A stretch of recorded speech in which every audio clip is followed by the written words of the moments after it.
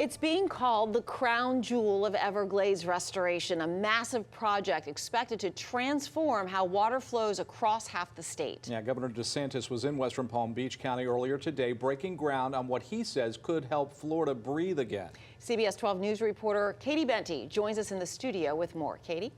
Well, Liz, Jim, if you've ever seen that bright green slime floating on the water, you know why this matters. For years, those discharges out of Lake Okeechobee have poisoned our beaches, killed fish, and cost Florida millions in lost tourism. Now, today, the governor promised to change that story. The reservoir, it'll be larger than Manhattan. And it'll probably be safer than Manhattan's going to be, too.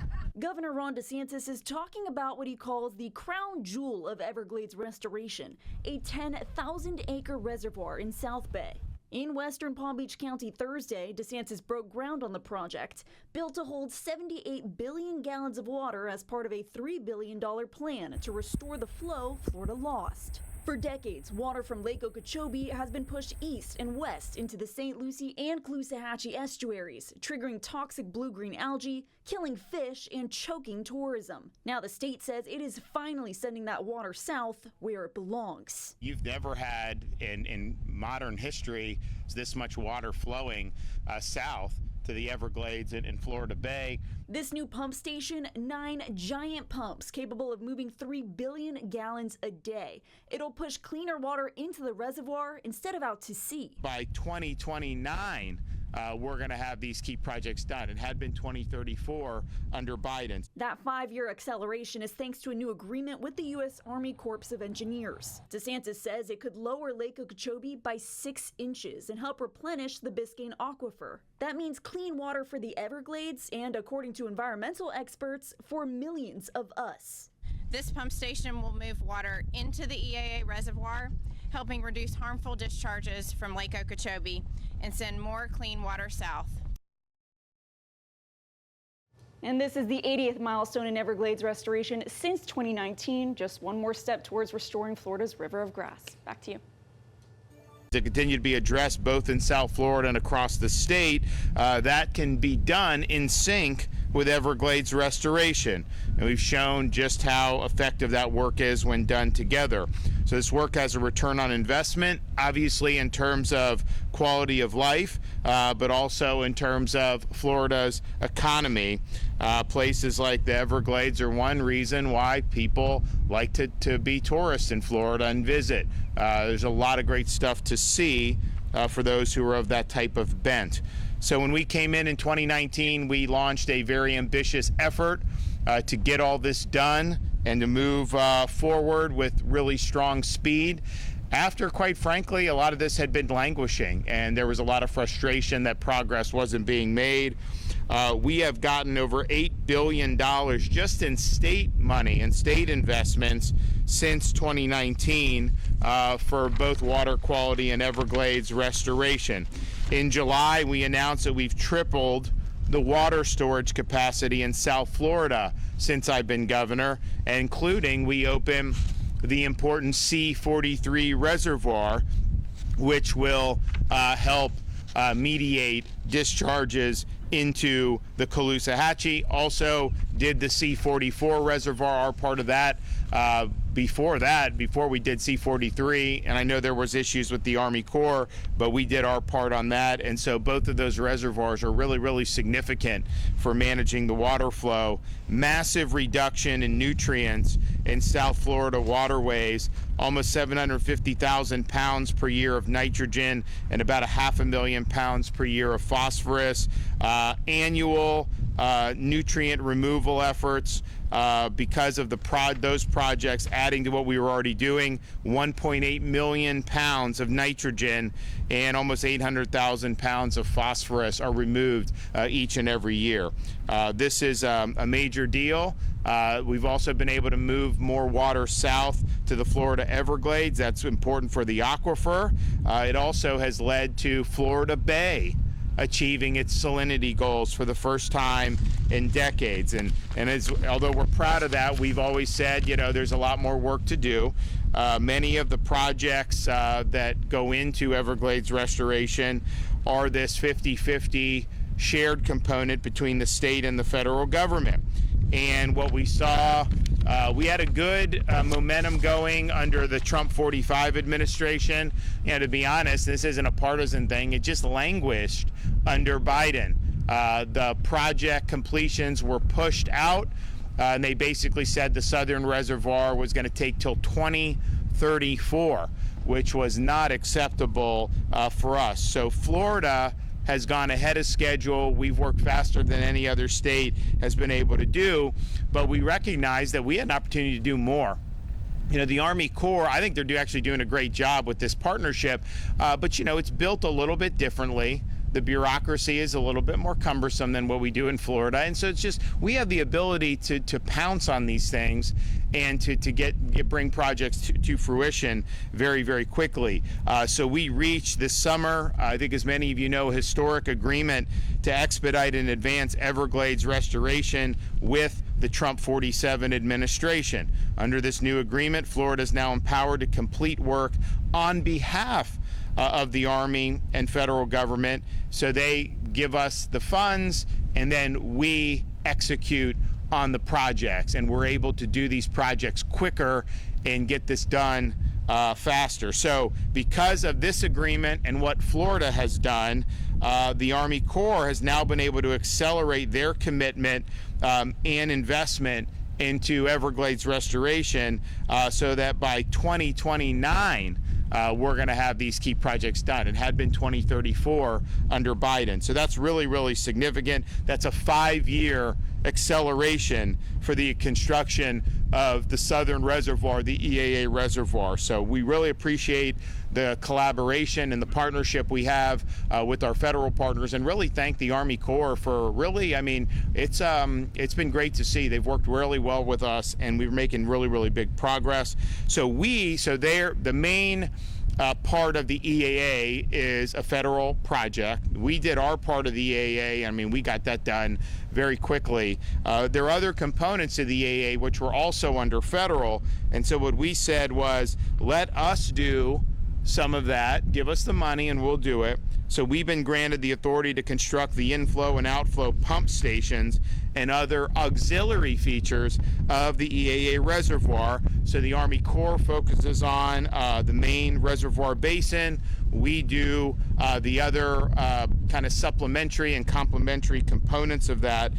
We're also able to provide support to the main EAA reservoir project, and we're able to even step in if the vendors are falling behind. So the Army Corps has pledged to expedite permits, remove red tape, so that we're able to get the job done. Now the good news is as important as the Everglades Agricultural Area reservoir is, we also have other projects. The work to convey the water under the Tamiami Trail through Everglades National Park and into Florida Bay is also a very important component of this, and we've been able to do an awful lot with that, and we're doing more. We've already seen expedited return on the investment on this new agreement. We've got projects underway that would not have started at this point absent this agreement. We were here a couple months ago, well, not exactly here, but we were in South Florida a couple months ago with the Blue Shanty Flowway, which when completed will carry new clean water south. The agreement with the Corps has allowed us to assume responsibility for the construction of this project. It's a critical part of the Central Everglades Planning Project and will play an important role in maximizing the value of the EAA reservoir. We were able to break ground on that important milestone for Everglades restoration less than 8 weeks after we got the agreement signed between the Army Corps of Engineers and the state of Florida. That's a huge, huge thing. I mean, that's like nitro speed. And they had to do bids and stuff, and they had to do all this. So the Blue Shanty Flowway is a constructed wetland flowway that will deliver high volumes of water underneath the newly constructed bridges on Tamiami Trail, and the last major component to, quote, uncork the Everglades. And all of these things have been executed during our administration. You know, as it stands today, water flow to the bridges is partially blocked by levees constructed a century ago to protect vulnerable communities in South Florida from catastrophic flooding. But technology and updated information have allowed us to find better ways to keep people safe that do not harm the water flow into the basin. So when completed, Blue Shanty will be the first of several structures that will reconnect block flowways through Everglades National Park and in to Florida Bay. It's important to direct the water in this manner because it represents the historic flowway through Shark River Slough.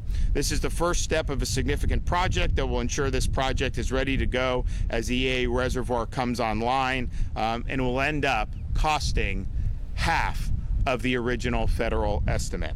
So today, we're here to celebrate yet another milestone in Everglades restoration made possible by our agreement with the federal government. Part of our agreement allowed Florida to take control of construction of inflow and outflow pump stations for the EAA, located just south of Lake Okeechobee. The EAA is a 10,000-acre reservoir. It will store excess water from Lake Okeechobee, over 78 billion gallons, enough water to fill almost 120,000 Olympic-sized swimming pools. This water will then be sent to an adjacent 6,500-acre stormwater treatment area, which is what we did, where it will be cleaned and then delivered south to nourish the Everglades. This will provide an additional 370,000 acre-feet of clean water to the ecosystem each and every year. That's enough to lower Lake Okeechobee by 6 inches and significantly reduce harmful discharges to our coastal estuaries. Now the lake depends on the rain, depends on the season. We have not been hit by any tropical major hurricanes this year. I mean, we're in November, we're still not out of the woods. The likelihood goes down as we get deeper into November. So, knock on wood, we get a couple more weeks to not have. It's got to be great for the state for sure. But obviously, when those systems come, that affects the levels in Lake Okeechobee. Now, the reservoir. It'll be larger than Manhattan, and it'll probably be safer than Manhattan's going to be too.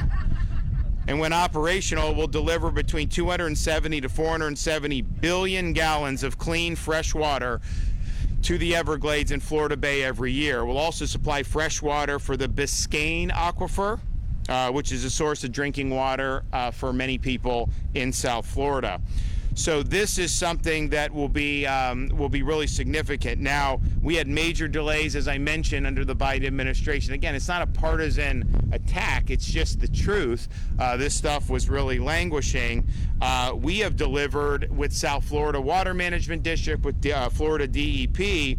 We have completed projects sometimes 6 or 7 years ahead of schedule and under budget. Now today, this groundbreaking on the new EAA inflow pump station, this is an essential component of the EAA reservoir project. This will have 9 pumps and will be one of the largest pump stations in the entire state of Florida. It will have the capability to move approximately 3 billion gallons of water per day from Lake Okeechobee into the EAA reservoir. It's slated to be completed 5 years ahead of our previously anticipated opening. And so today's groundbreaking marks the 80th milestone event in Everglades restoration that has taken place since 2019.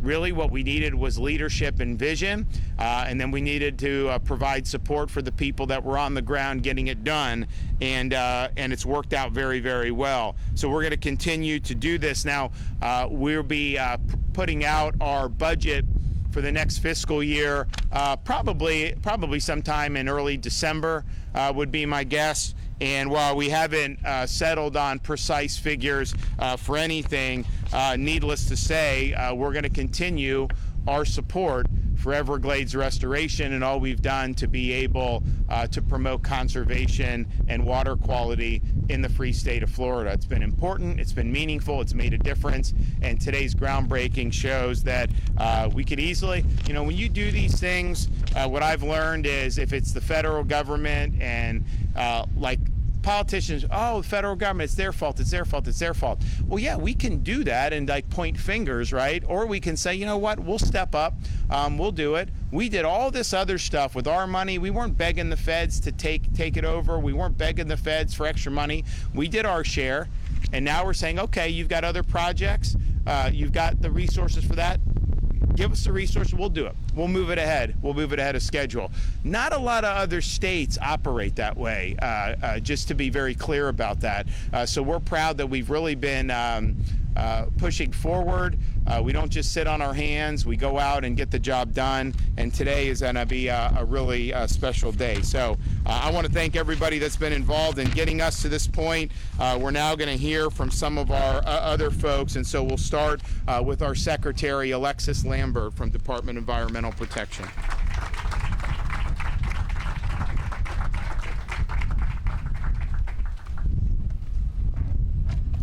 Good morning, and thank you, Governor.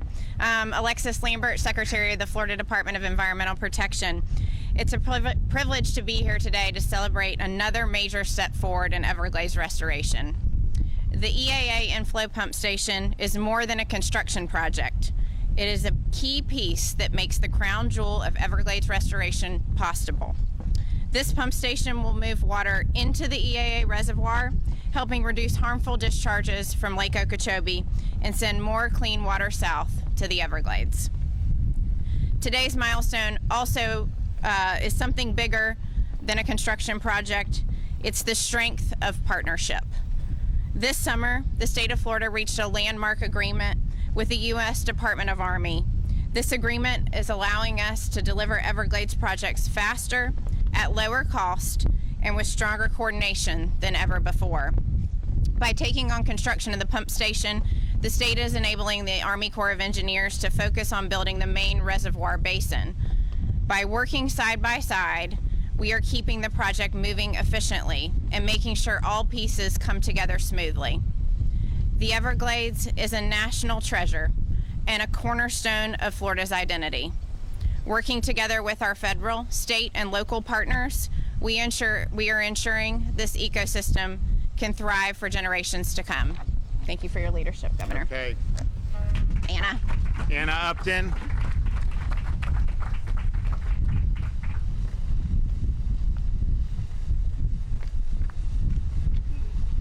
Wendy. Good morning. I'm Anna Upton. I'm the CEO of the Everglades Trust. I've been working on Everglades restoration issues for over 15 years, which is certainly not as long as a lot of people here today, like Alligator Ron, but it's certainly long enough to know and recognize when a sea change happens. And that's exactly what I saw and has happened when Governor DeSantis took office. Under his leadership, we've seen him fight to get a new and more balanced Lake Okeechobee operations schedule. We've seen him fight to get funding for Everglades restoration projects. And we've seen him fight for this historic agreement with the federal government that prioritizes construction of the most important project in Everglades restoration history, agreeing to shave off 5 years off the original construction timeline. From day one, Governor DeSantis directed the state agencies to expedite Everglades restoration projects whenever possible. And it's because of that mandate and this historic agreement that we're here today for the groundbreaking of the EAA Reservoir Pump Station. By the South Florida Water Management District taking over this pump station and building it in parallel with the Corps' efforts on the main reservoir, we are going to be able to see completion of the reservoir by 2029.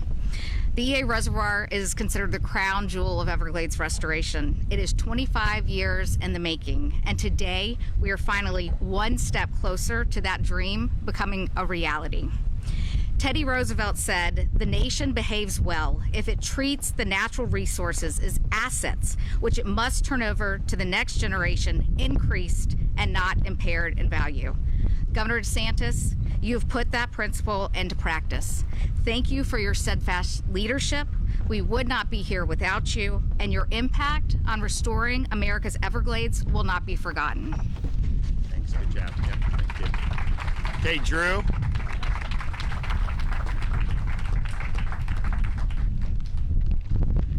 Thank you, Governor. Drew Bartlett, Executive Director of the South Florida Water Management District. And as far as I'm concerned, I've got the best job in the state. I get to come here as a career environmental professional and make an absolute difference for South Florida's environment and its people.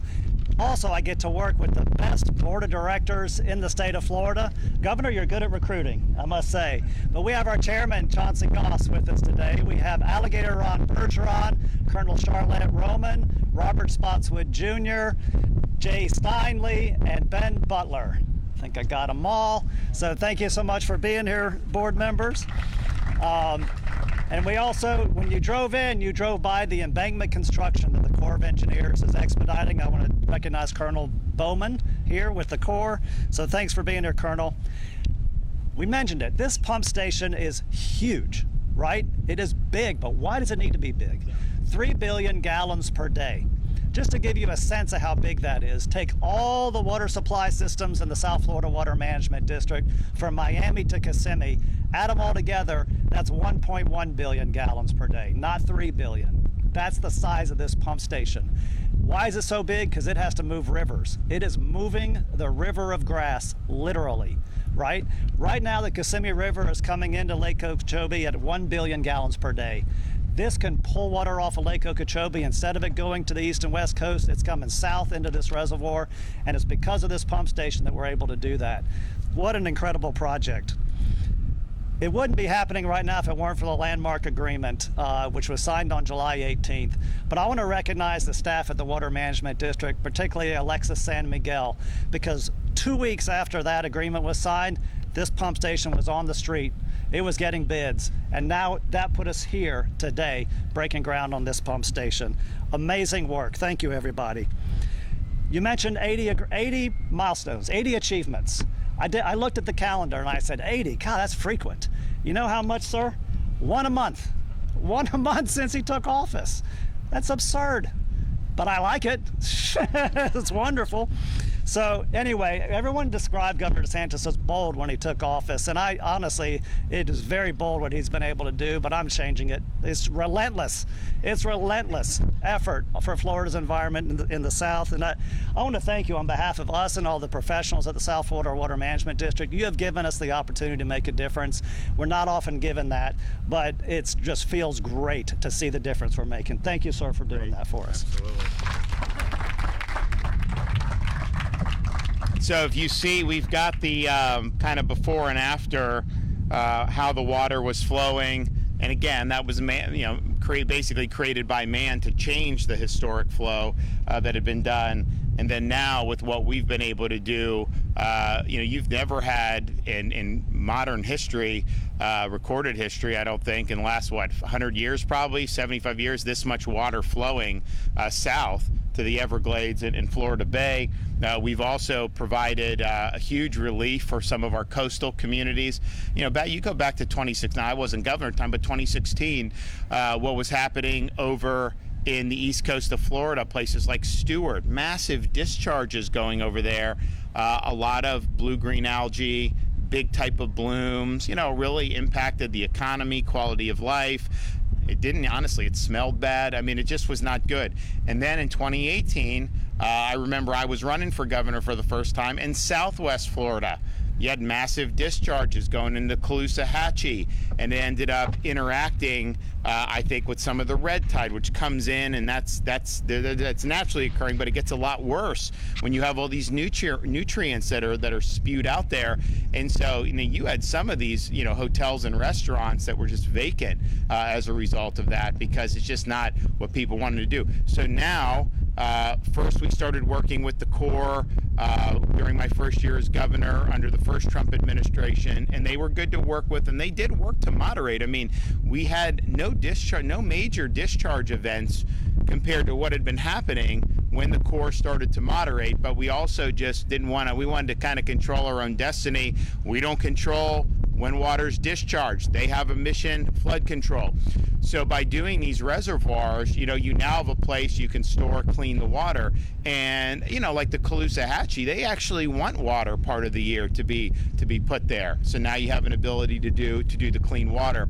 So but that flow, the Tamiami trail raising that we've done so far has made a huge difference. All the things that we're doing really does make a difference. And people have noticed. I mean, fishermen notice. Florida Bay, as we mentioned, has noticed. I've had people tell me some of the wildlife that they've seen. They're seeing some of the different birds or something come back. We are working very hard on these pythons. And we're partnering, got private company, we're doing all this stuff. The python removals have gone up dramatically.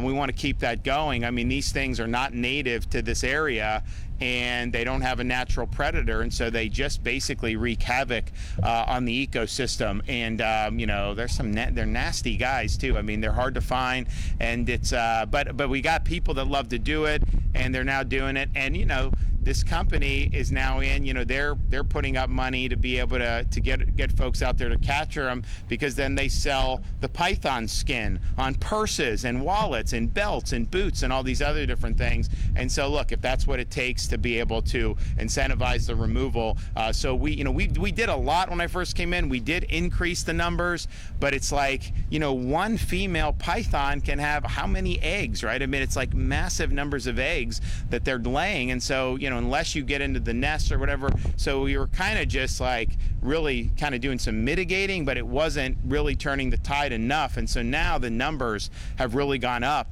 for the python removal. So I'm hoping that we're going to continue. People come from all over the world to hunt pythons in the Everglades. And there's other things to see and do and everything, but people do like it. And now we kind of have this relationship where there's a lot of economic incentives to get every last python out of the Everglades, and that will really do a lot, I think, to continue with the healing of the ecosystem. Okay, so I think we're going to do the actual groundbreaking. So if you guys want to come back, and we'll do it, and we'll get cracking.